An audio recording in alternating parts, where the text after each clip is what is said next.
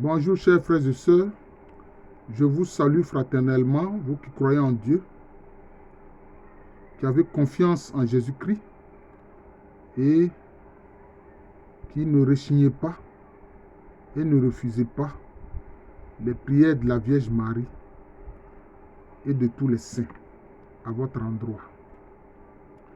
Alors je vais me livrer à un exercice assez difficile, c'est-à-dire expliquer 3 notions. Or, il faut savoir que quand on fait une définition, elle est toujours partielle et partielle. Partielle parce qu'elle n'est pas globale. Partielle parce que là-dedans, on prend des positions. Je fais cette vidéo pourquoi? Parce que j'ai constaté qu'il y a des frères en Jésus-Christ, très souvent ceux des églises réformées, notamment évangéliques, qui accusent leurs frères catholiques et orthodoxes d'adorer la Vierge Marie. Donc je me rends compte que il y a comme une confusion entre la vénération et l'adoration. Voilà. Ces frères qui font cette critique confondent vénération et adoration. Alors j'en profite en même temps donc pour définir ce que c'est que la vénération, pour définir la louange et définir l'adoration. Voilà, donc c'est ce que je veux faire. Alors, la vénération, qu'est-ce que c'est? On vénère Dieu, mais on vénère aussi des hommes. Parce que la vénération, c'est quoi? C'est un profond respect. C'est un profond respect qu'on a à l'endroit d'une personne. Que ce soit Dieu lui-même ou que ce soit des êtres humains. Hein? Cette vénération, c'est un profond respect. C'est un profond respect. C'est un profond respect. C'est une révérence. Hein? C'est une révérence. Par exemple, tu vois ton père et tu t'inclines respectueusement pour le saluer. Pour lui montrer combien tu le respectes. C'est cela. Même dans la vie politique ordinaire, quand il y a une assemblée qui est là, qu'on dit, ouais, le roi arrive. Quand le roi arrive, qu'est-ce que les gens font? Les gens se tiennent debout. Et puis, ils adoptent une attitude de respect. Quelquefois même avec la tête inclinée. Ça, c'est la vénération. Même dans nos républiques là, quand des gens sont assemblés, quand le président de la République va entrer, on dit le président de la République, tout le monde se lève en signe de respect. C'est une vénération. Mais ce n'est pas une adoration. Il ne faut pas confondre les choses. Voyez. Donc la vénération, c'est un profond respect. Voyez. Le terme latin pour cela, c'est douli. Hein, c'est douli. Cela veut dire que c'est un respect. Concernant la Vierge Marie, la vénération est très profonde. Donc, on parle alors de hyper douli. Hyper, c'est ce qui est grand, ce qui est élevé. Vous voyez. Donc, c'est un profond respect qu'on a pour la Vierge Marie parce qu'elle est la mère de notre Seigneur Jésus-Christ. C'est tout, ce n'est pas de l'adoration. On va en venir pour montrer ce que c'est que l'adoration. Ce n'est pas la même chose. Maintenant, nous allons voir ce que c'est que l'adoration, qui se dit en latin adorare. Vous remarquez dans le passage de la tentation du Christ par le diable, qu'est-ce que le diable dit à Jésus? Il dit, si tu te prosternes devant moi et que tu m'adores, hein, alors quoi? Tous ces royaumes-là, je te les donnerai. Tous ces royaumes sur terre, je te les donnerai. Vous avez entendu? Se prosterner.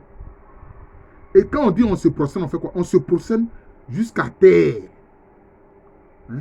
Je crois qu'en grec, ça veut dire prosculare.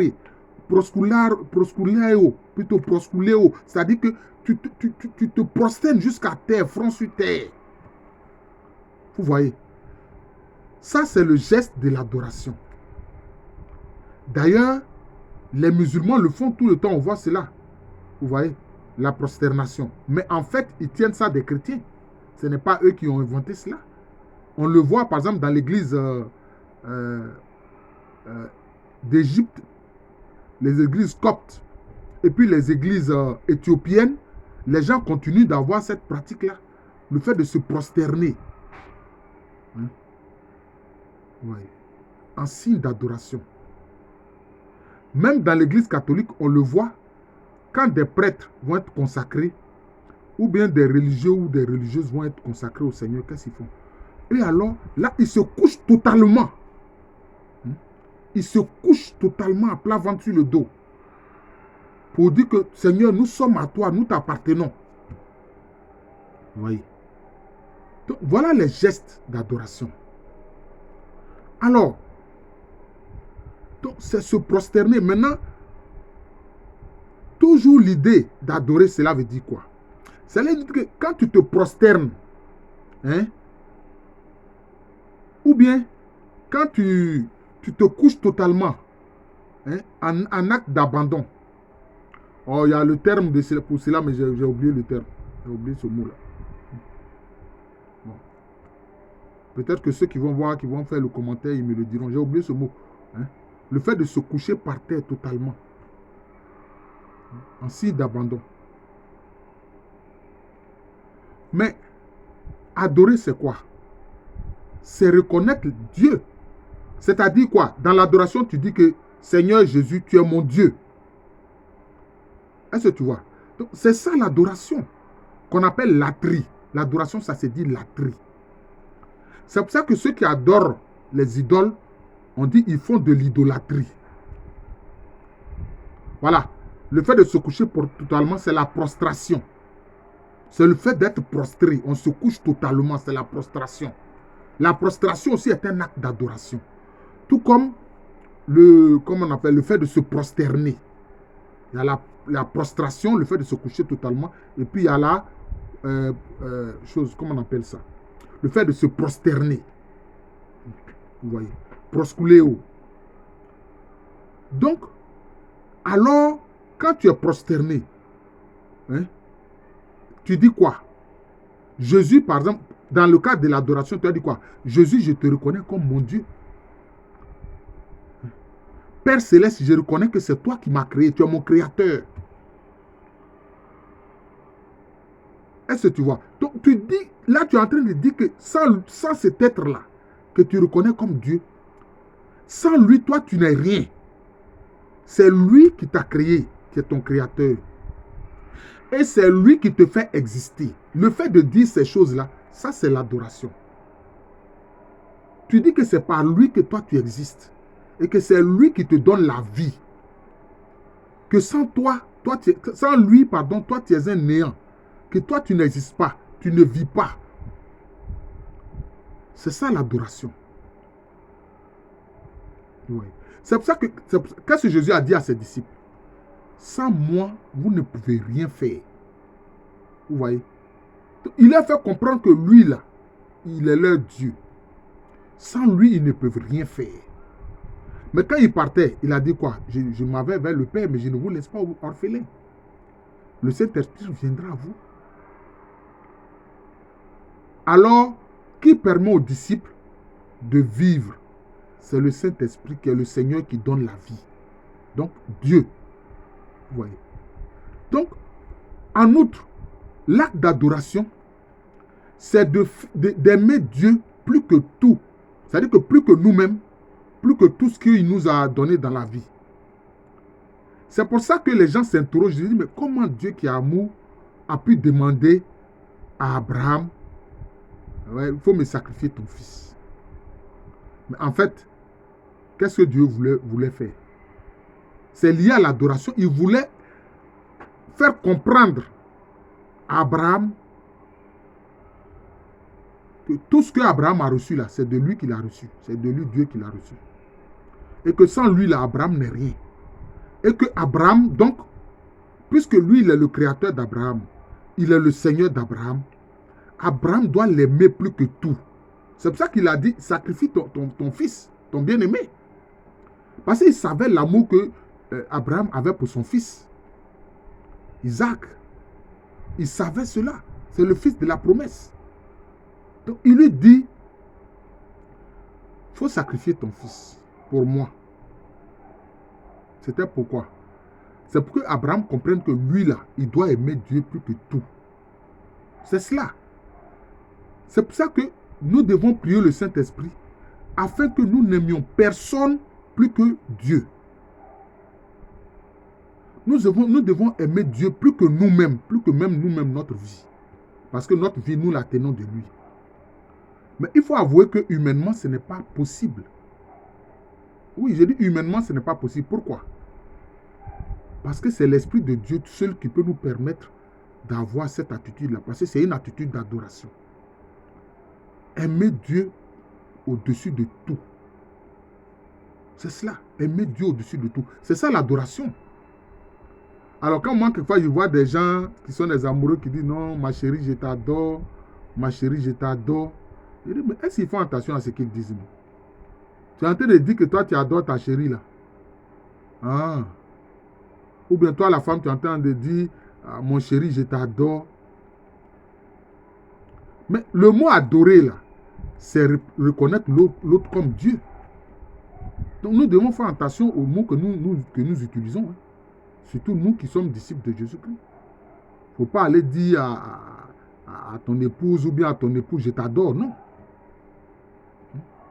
Dis-lui simplement que tu l'aimes. Ton petit aime là, c'est suffisant. Adorer là, il faut laisser ça pour Dieu. Il faut laisser ça pour Dieu. Mais, adorer, donc c'est aimer la personne, c'est-à-dire notamment en l'occurrence Dieu, plus que tout.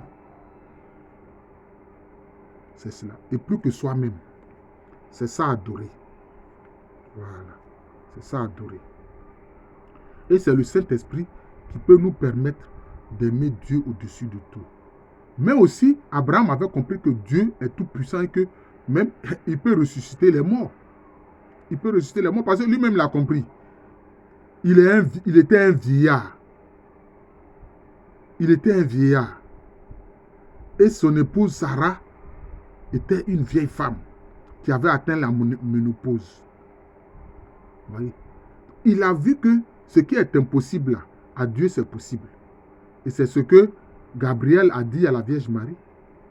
À Dieu tout est possible. À Dieu rien n'est impossible. C'est ce qu'Abraham a compris. Hein? Hein? Abraham, peut-être qu'il n'était même plus viril. Peut-être qu'il n'était même plus viril. Hein? Sa femme Sarah avait atteint la ménopause. Mais Dieu leur a permis d'avoir un enfant. Donc il a compris que Dieu, rien n'est impossible à Dieu. Donc quand il lui dit, sacrifie ton enfant, il sait que Dieu est tout puissant. Dieu est tout puissant, qu'il est au-dessus de tout. Donc il était prêt à le faire. Mais nous les chrétiens, nous faisons l'erreur d'appeler ça le sacrifice d'Isaac. Non, Isaac n'a pas été sacrifié. Sur ce plan-là, nos frères juifs ont raison. Et ils appellent ça la ligature d'Isaac. La ligature d'Isaac. C'est-à-dire qu'il a été lié, mais il n'a pas été tué. Il a été lié, mis sur l'autel pour qu'on le tue, mais il n'a pas été tué. Oui, il n'a pas été tué. Voilà, c'est ça.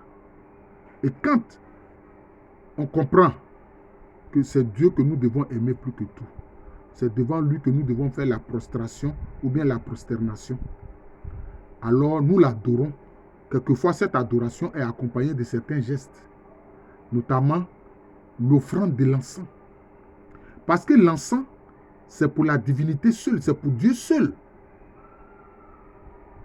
C'est pour Dieu seul. Oui. Maintenant, on peut offrir l'encens à Dieu en l'honneur, par exemple, de la Vierge Marie, ou bien en l'honneur d'un saint, ou bien en l'honneur du royaume de Dieu, etc. Ça, on peut le faire. Mais l'offrande de l'encens, ça, c'est à Dieu seul. Et donc, l'offrande de l'encens est un acte d'adoration. C'est pour ça que dans l'Antiquité, ceux qui offraient l'encens, je ne sais pas moi, à des esprits, c'était de l'idolâtrie. À des esprits qui ne sont pas Dieu, c'était de l'idolâtrie. Vous voyez, c'était de l'idolâtrie. Vous voyez, donc c'est cela. Donc, nous avons expliqué l'adoration. Voilà, l'adoration. Avec ces gestes-là. Notamment l'offrande de l'encens et bien l'offrande de bien d'autres choses. Hein, bien d'autres choses. Voilà. Mais la première offrande et la plus importante, c'est l'offrande de notre propre vie au Seigneur. C'est ça qui est le plus important. Nous offrons notre propre vie au Seigneur. J'aime bien, il y a un groupe au sein de l'Église catholique, ils disent « Ma vie à moi, c'est le Christ. » Voilà. Paul a dit « Ce n'est plus moi qui vis, c'est Christ qui vit en moi. » Voilà. C'est-à-dire que lui-même, il laisse sa vie, et puis sa vie, c'est la vie du Christ. Ça, c'est un acte d'adoration aussi. Vous voyez, donc c'est cela. Maintenant, qu'est-ce que la louange? Bon, la louange, c'est le fait disons, de rendre hommage. C'est le fait de rendre hommage à quelqu'un, à une personne. Mais on peut rendre hommage aussi bien à Dieu qu'à un être humain. C'est ça le problème de la louange. Ah oui, la louange, donc, qui veut dire rendre hommage. Hein? Célébrer les mérites. C'est rendre hommage, célébrer les mérites.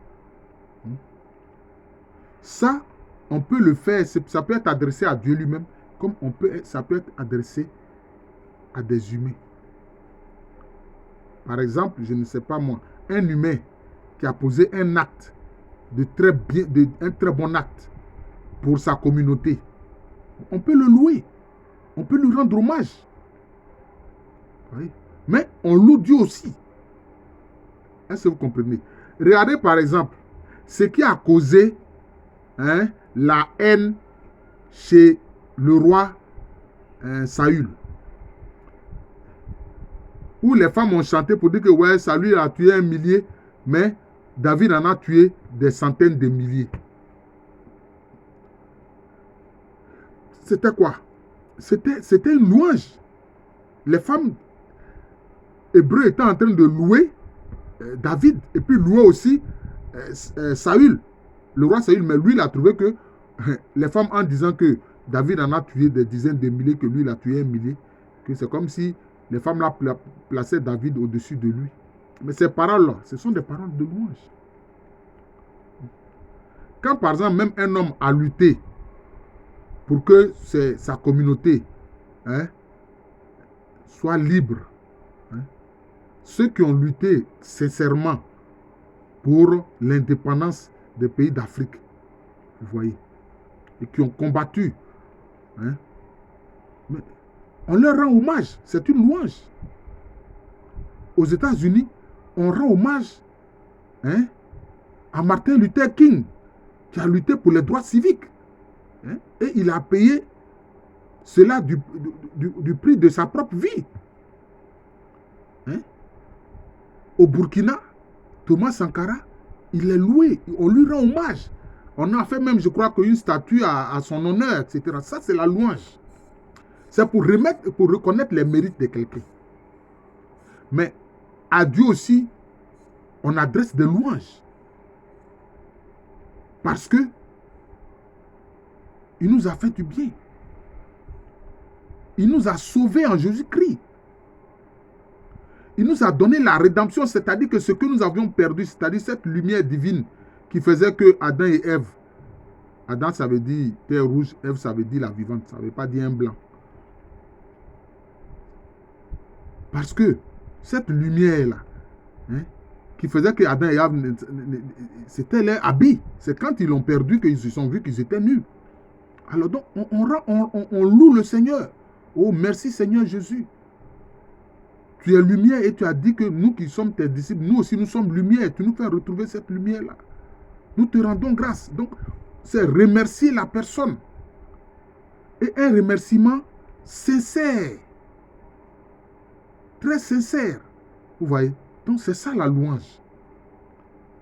Dans beaucoup de psaumes sont des louanges à Dieu en fait. Ce sont des louanges à Dieu.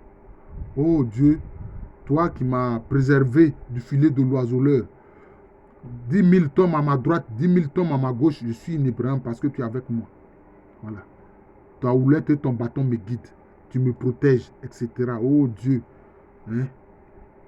que tu es grand, tu es au-dessus de tout, hein, élevé au-dessus des chérubim, des chérubins, etc. Donc, c'est des mots pour, disons, exalter la personne de Dieu. Quand, par exemple, la Vierge dit, mon âme exalte le Seigneur, c'est une louange. Exulte mon esprit en Dieu, mon Sauveur. C'est une louange. Maintenant, elle dit ce qu'il a fait. Il s'est penché sur son homme servante. Il s'est penché sur son homme servante. Désormais, tous les âges me diront bienheureuse. Pourquoi? Parce que Dieu s'est penché sur son homme servante. Hein? Il se souvient de son amour, de la promesse faite à nos pères en faveur d'Abraham et de sa race à jamais. Le Magnificat de la Vierge Marie, c'est une louange adressée à Dieu. C'est une louange. Elle dit les mérites du Seigneur, ce que le Seigneur Jésus-Christ, ce que le Seigneur Jésus-Christ, bien sûr, mais Dieu, hein, le Père de Jésus-Christ et le Saint-Esprit ont fait pour elle. Vous voyez? Ce que la Trinité Sainte a fait pour elle. Vous voyez? Donc, c'est cela. Donc, j'ai voulu, chers frères et sœurs, parler de ces trois notions-là. La vénération, la louange et l'adoration. Donc, par exemple, cette louange, on peut le faire par différents moyens. On peut le faire par différents moyens. Voilà. Quelquefois, je vois des chrétiens qui offrent des fleurs à la Vierge Marie. Hein? Voilà. C'est cela. Ça s'arrête là. On n'a jamais offert de l'encens à la Vierge Marie. Non, on offre l'encens toujours à Dieu. Mais ça peut être en l'honneur de la Vierge Marie, à l'honneur d'un saint, en l'honneur du royaume de Dieu, etc. C'est comme ça. Donc, chers frères et sœurs, je viens d'expliquer les notions assez difficiles parce que, quelquefois, ce n'est pas facile de faire la différence. Ce n'est pas facile de faire la différence. Donc, je viens de tenter cet exercice-là. Je viens de tenter cet exercice. Vous pourrez en faire les commentaires, mais c'est ça. L'adoration, c'est reconnaître Dieu comme étant le Créateur, c'est ça. Et reconnaître que sans lui, nous n'existons pas. Sans lui, nous n'avons pas de vie. Voilà. C'est cela. Et nous prosterner devant lui, ou faire la prostration devant lui. Voilà. Et l'aimer au-dessus de tout. Même au-dessus de notre propre vie. Au-dessus de la vie de notre épouse, de nos enfants, de nos parents, etc. Mais ce n'est pas facile pour l'être humain, mais c'est le Saint-Esprit qui nous y aide. Ça, il faut comprendre ça. C'est le Saint-Esprit qui nous y aide. Voilà. Je suis le frère Jean de l'amour de Jésus. C'est mon nom spirituel. Et c'est le nom aussi de cette chaîne YouTube de moi. Et à l'état civil, je suis le professeur Aluko Amirene. Je vous souhaite une joyeuse journée. Face le Saint-Esprit, que toujours nous adorions Dieu seul. Dieu unique, mais en trois personnes, qui est Père d'un amour incommensurable, qui est Fils Jésus-Christ d'une grâce incommensurable, et qui est le Saint-Esprit, Seigneur qui donne la vie, qui est d'une charité et d'une communion incommensurable. Merci encore et bonne journée à tous.